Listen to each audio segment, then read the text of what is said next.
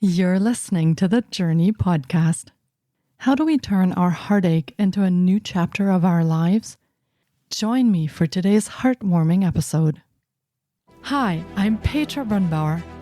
What if everything we've been told about holistic health, healing, and well-being is only part of the story? Because thriving in today's world looks different than it used to. Here, we challenge the narratives, rethink what it means to become human, and explore how that shapes the way we lead, live, and step into our full potential. This is the Jōrni Podcast. Welcome to today's episode. For many of us, the silence around death can be just as frightening as the loss we have experienced. Talking openly about the fear of the unknown helps break down those taboos, making room for a kinder and more compassionate conversation about the enduring bond we share with those no longer physically with us. Jenny Robinson Clark is the author of Are You Here?, a heartfelt children's book inspired by the passing of her mother and the enduring connection between loved ones. A former dancer and actor, Jenny lives in Nashville, Tennessee with her husband and 4 children. When she's not writing, she's dancing with her husband, homeschooling and baking with her kids, or exploring the outdoors. She hopes her book leaves readers with a spark of belief, a flash of hope, and the peace to ask for their own signs. Here is my interview with Jenny Robinson Clark.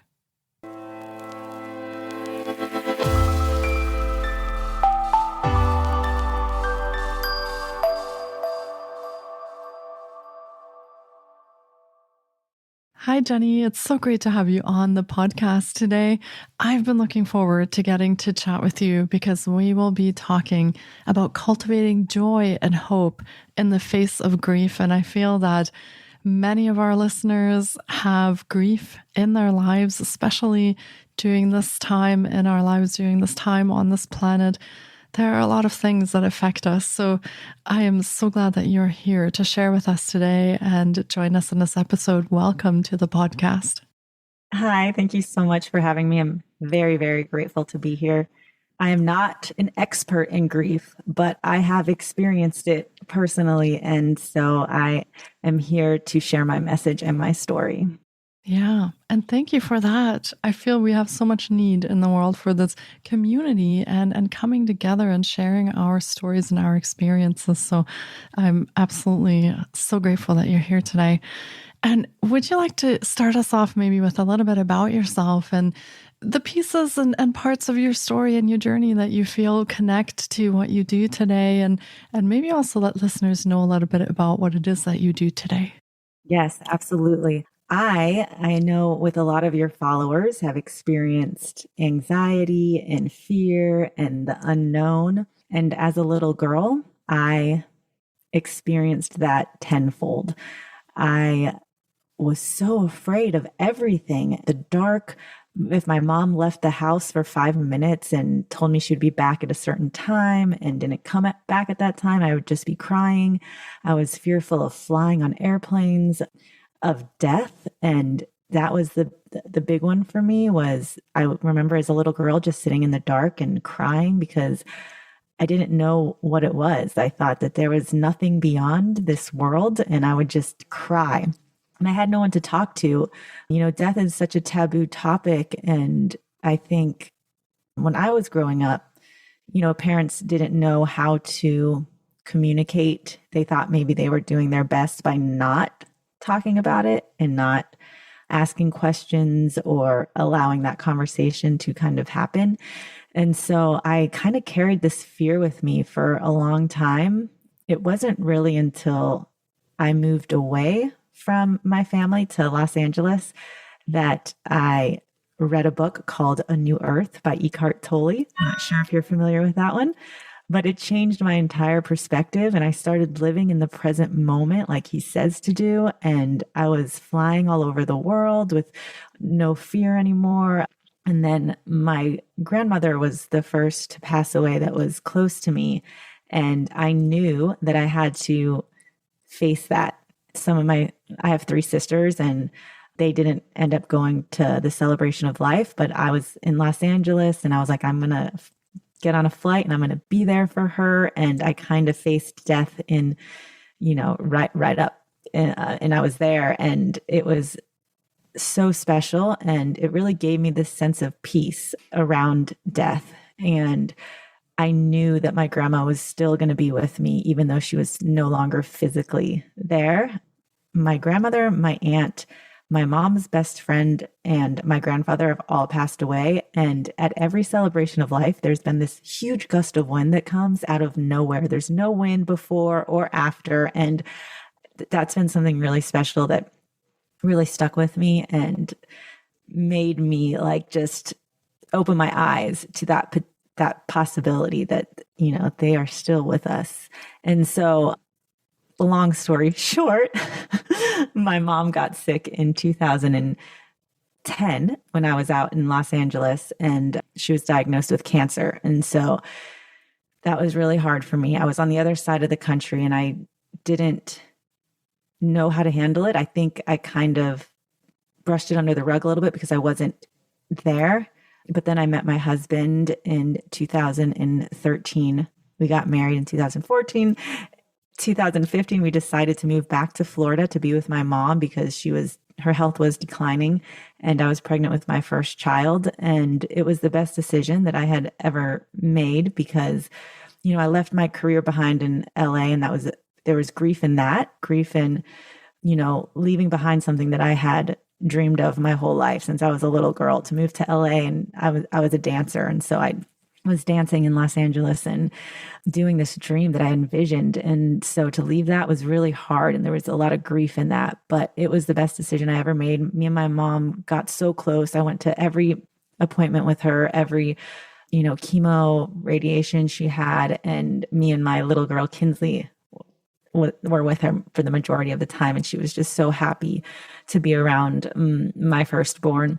And I knew at that point that, again, I was facing death, and my grief really came when my mom was sick. I was angry, like no one else was seeing the elephant in the room. She was dying and everyone wanted to believe in this miracle. And I was still trying to believe, but I just, in my gut and my intuition, I just knew. And so my grief really was around before she passed, because when she passed, I felt this beautiful weight lifted off my shoulders. We were all there with her. She said she didn't want to be in a hospital. She was in our house that we grew up in, and she took her last breath and she had this smile on her face. Like, it was so incredible. And I'm crying and I'm looking up and I can literally feel her soul like leaving her body. It's so true when they say this is just a shell, like our physical body is just a shell. And so after she passed, it was like I saw colors more brightly than I had ever seen in my life. I was vibrating at this really high frequency for some reason, because I felt so connected and so present with everything, because I was shown that life is very short and that we need to embrace what life has for us and live fully. And so, all that being said, I was feeling a little disconnected from her around 2023. So I went to a retreat by Dr. Joe Dispenza, which I'm sure a lot of your listeners probably know of. And he's incredible, linking spirituality and science. And I went there with two intentions: to heal my IBS and to connect with my mom. And I did both of those things. And this is a very long answer to your question. So I'm sorry that I'm talking so long, but it's all relevant. And I hope your listeners get something from it. But the first woman I met on the beach at the retreat was this woman named Heidi. She was from another country as well. So beautiful, but she had a stack of children's books in her hand. And she said, "I love reading children's books. They bring me so much joy and happiness."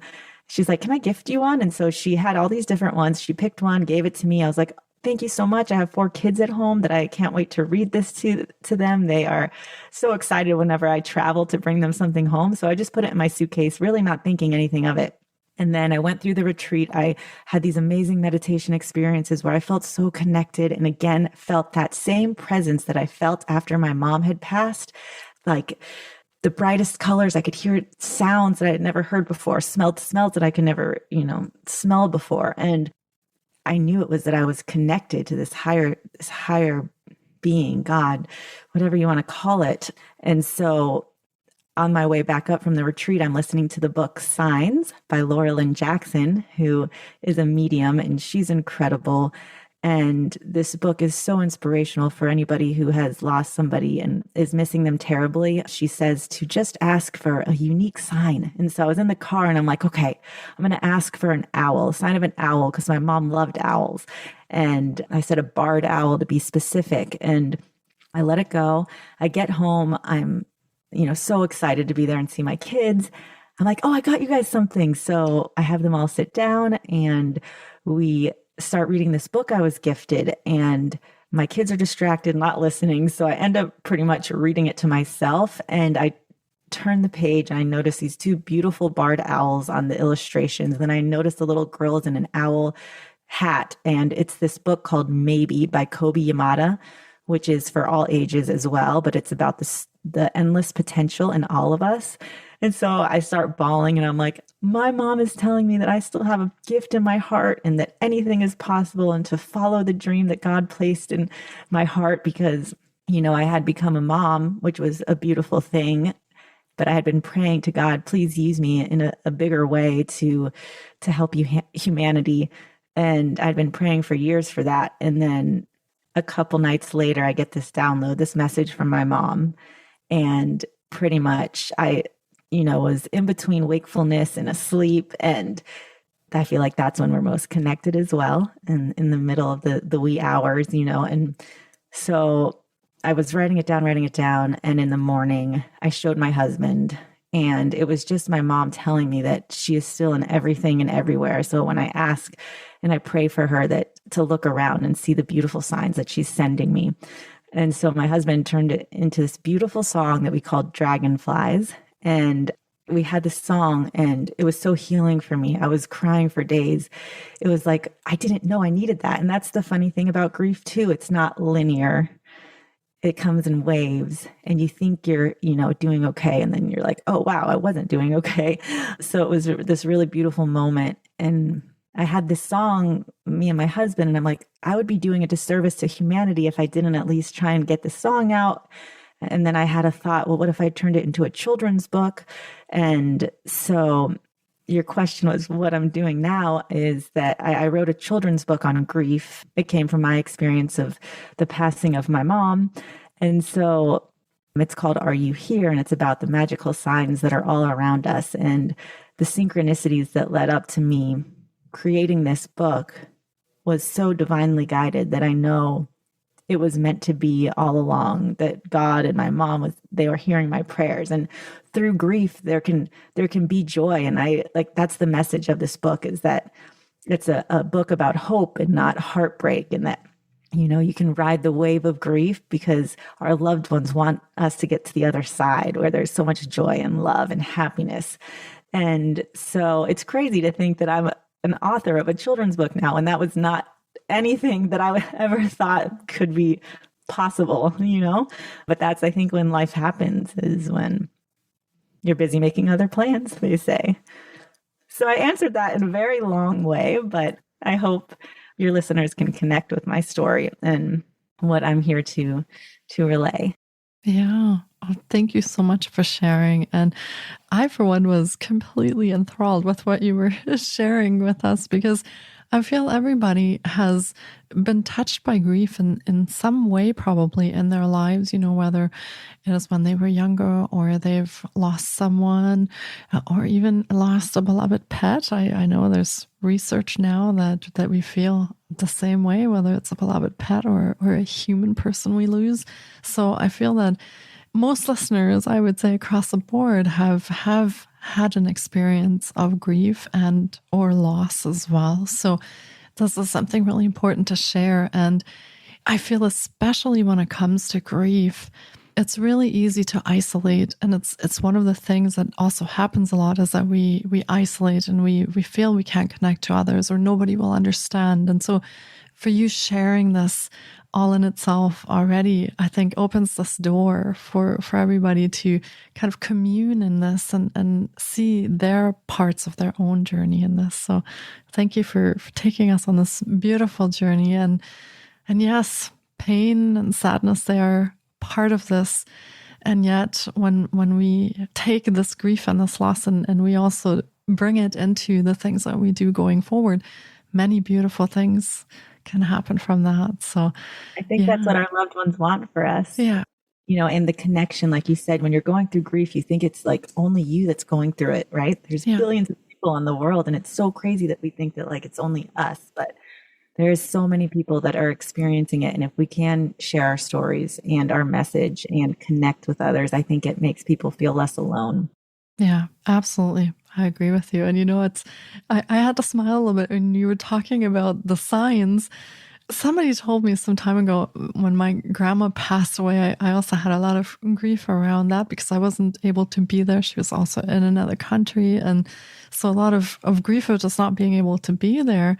And somebody told me, look out for the signs. And usually when your loved ones want to send you a message, you'll see feathers. Mm-hmm. And I saw feathers everywhere. I saw white feathers and brown feathers and gray feathers. And I was like, wow, I never knew there were so many feathers everywhere. And just as you said, you start noticing, and all of a sudden I felt this connection. And yeah, as you said, the colors were a little bit brighter and I was just a little bit more plugged in and aligned.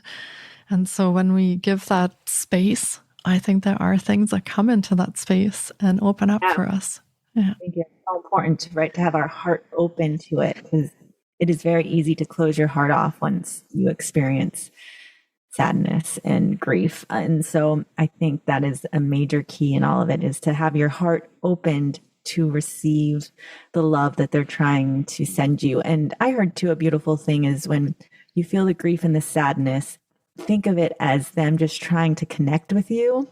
And so maybe you can change your perspective of, like maybe I can have a little conversation, whether it's in your head or out loud with them, and change it that way. And another thing that I've been doing is I've been catching myself saying lost, because we haven't lost them. We know that exactly where they are. It's just this thin veil. We can't physically see them, yes, but we're tethered together with this invisible string that will never go away. And if you can maybe change your definition of what that looks like, it can bring more hope and healing and joy. And, again, a lot of people don't want to talk about death, but I do think, like anything else, the more you can have a conversation about it, the less you are to be stuck in your own head with your own thoughts of what it could be or might be. And when it's not, that's not reality or truth. Yeah, absolutely. And, something that you mentioned in the beginning is that when you were younger, death wasn't really something that was talked about. And that was also my experience. My grandfather passed away when I was very, very young.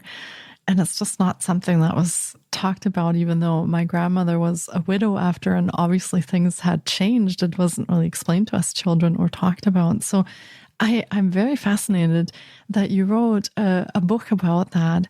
And how do you, I want to say, bring this into your own life now that you are a mother and you have children?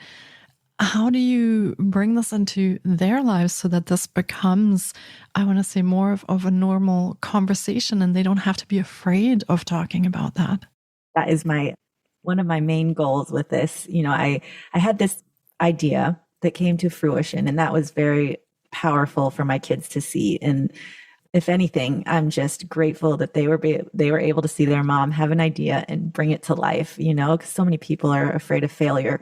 And then the second is that they are going to be more comfortable talking about death and knowing that it's something that we should not fear.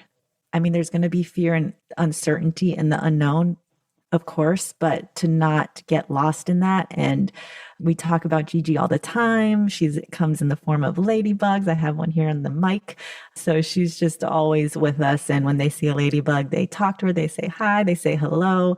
And every sign that I wrote in the book, there's 7 signs. They all have a very personal meaning to me. And so when they're reading the book with me, we talk about it. We bring up memories. We celebrate my mom's life every year on her birthday and her heavenly birthday.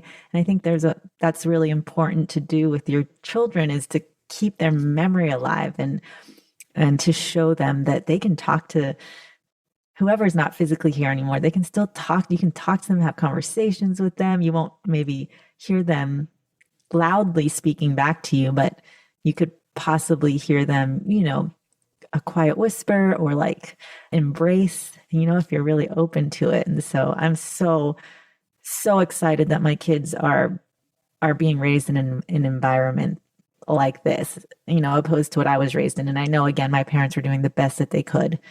So yeah, I really pray that they don't get lost in that fear like I did. Yeah, absolutely. And there is something that I was wondering about it, because a lot of people, and maybe some listeners also might think right now, well, if I keep talking about the people that have passed, or I keep bringing up their memories, I'll just keep getting sad because I have to think about it. So what was your experience and your journey with that? Because you are keeping the memories alive, and you're also bringing that energy into projects now in the future, and in your book and a song as well. So what is your experience with keeping this memory alive and talking about and keeping this in your thoughts and in your projects? What have you found? I mean, you could be missing out on so much that your loved ones are trying to guide you to. And they would hate that. I would hate that. I wouldn't be where I am today with this beautiful book that I've created had it not been for the passing of my mom. And if we can change again our perspective of seeing the beauty in that, and I know she's smiling down from the other side and so proud of me, that's really what I would hope, listeners could take away from this, is that, again, when that sadness comes, maybe take a moment to feel it. We have to feel every emotion, right? But we cannot stay stuck in it. It will not serve you. And our loved ones do not want that for us. And it could open your heart to something creative. And I feel like a creative space is where we can, again, be most connected. So when you do maybe feel that sadness, think of something that you love. Go dancing, or do a yoga class, or meditate, or paint, and I feel like that helps to get out of those states too and move forward, because that's what they want for us, to move forward. That makes a lot of sense. And I feel we really can bring them into our creative projects, and actually work with the memories that we have of them, or the energies that we feel are staying behind here as well, and bringing that into whether we want to paint or dance, or maybe create a dance around those emotions or something like that. So yeah, I can sort of feel that for you, the creative part of bringing that together was really almost therapeutic in a way, when you were experiencing grief and working with that, as you said, in waves, also going forward. Yes, my illustrator as well, Elizabeth Fantone, who's just incredible. She's from Canada and lives in Miami now, but she's one of those people that are just talented at everything. And we met a couple of years ago in like 2019, I want to say, just on a job down in Miami. And I never thought in a million years that she'd be illustrating children's book for me. But she lost her dad 6 months before I asked her to illustrate this book. And she said it brought her so much healing. She saw her dad in dreams. She asked her dad to guide her while she was making the illustrations. And so, yeah, I think asking our loved ones to just be with us and guide us is a huge part of it. Yeah. And that wisdom, it kind of, I think it comes in from all different places once we open up to it. So that we can it's actually. Not easy, right? It's not easy for a lot of people, it's probably not easy. I am a very creative person just by nature, and very spiritual. And so I get that it's probably a bit easier for us to have that, but it is accessible and available for everybody. Absolutely. And even smaller steps like journaling, or even just voice recording. When I had a lot of grief, I just made little voice recordings of what I was feeling, and how that felt in my body. And I would listen back to them, a few years later and think to myself, yeah, I could write about this. So you never know where that comes into your life for your own grief journey and for your own healing journey. But I feel there are many, many different ways that, as you said, that becomes accessible to us. And, I'm very curious as to why you decided to write a children's book. So was this purely because you wanted to bring this to your children? Or was there sort of a bigger vision behind why you didn't go for an adult, like a memoir or something like that instead? That seems like it might be a little more challenging. No, but for me, as a child, I was so afraid of death. And so I knew that I needed to create something that families could use as a tool to sit down and talk about it, in a beautiful and uplifting and hopeful way. And so, because again, I didn't want my kids to ever feel the way that I felt growing up, with so much fear of the unknown inside of me. And so that was really my purpose for the children's book. But it's really for all ages. Everyone that I have gifted it to, because when I was gifted maybe the children's book by Kobe Yamada, you could say it's a children's book, but when you read the message, it's like that is for everybody of all ages. And so I was really inspired by Maybe, and I wanted that same essence to come across in Are You Here? Yeah. And, at the core, we all have our inner child. We have those parts of us, that I think respond so deeply to symbolism, to storytelling, to colors and images, right? So I feel as you say that whether we are younger or older, these kind of things, I don't think they change for us as we grow older, and they still touch us in ways same as when we were younger, right? They bring up memories, they bring up emotions for us. So yeah, just like Heidi on the beach that had 6 children's book with her, and that's what she reads because it brings her joy. And I think that's really important for us to keep our the curiosity. Curiosity is what a child lives in, and so if we can try and tap into that, we could definitely raise our vibration. Yeah, I agree with that. I can feel that when you say that. And I'm just picturing, some of the children's books, and absolutely, I feel that same way. And some of them were scary. We were read the Grimm's fairy tales when we were younger, and oh my goodness. But I feel this is a completely different kind of book that really, uplifts and heals and actually takes us on that journey of coming out the other side and moving forward from that. Yeah. That's my hope and my prayer for it. Yeah. Oh, so beautiful.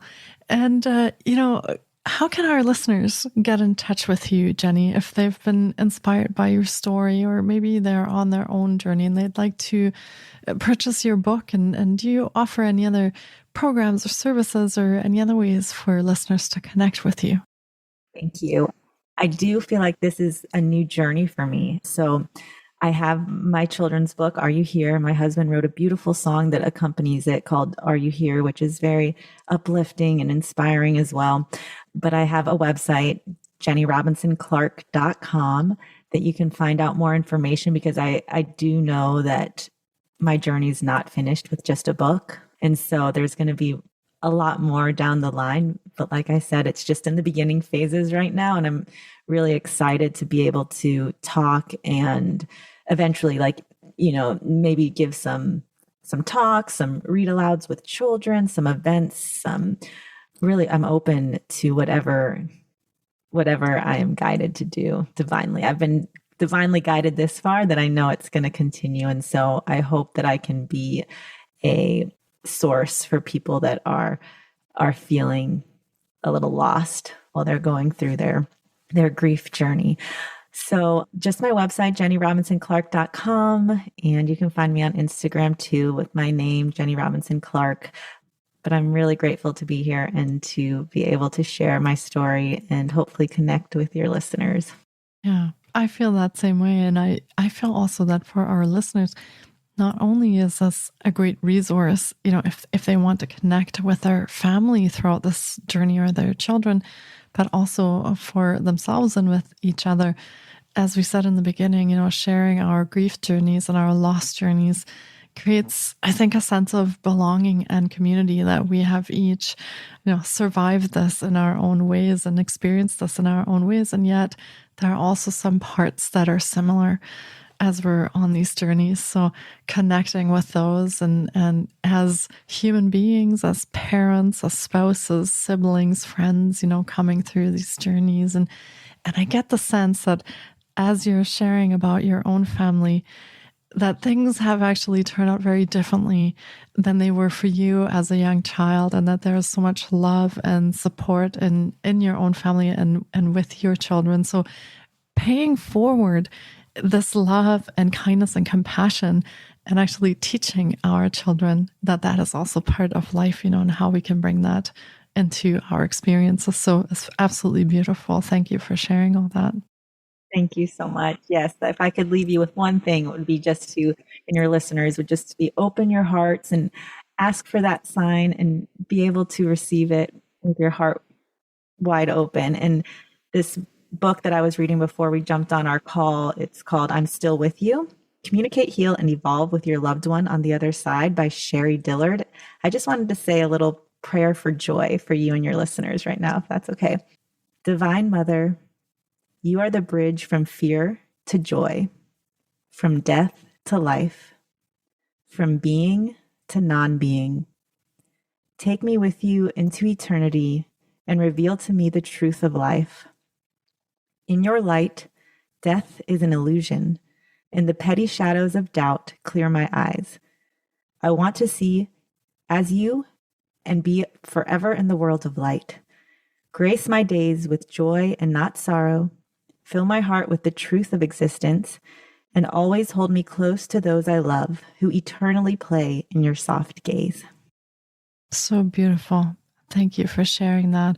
I don't even want to say anything else. I just want to leave our listeners with those beautiful words.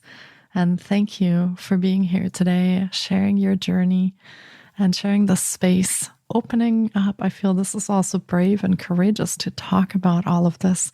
Thank you for that. I have so much gratitude. Thank you for sharing your wisdom with us today.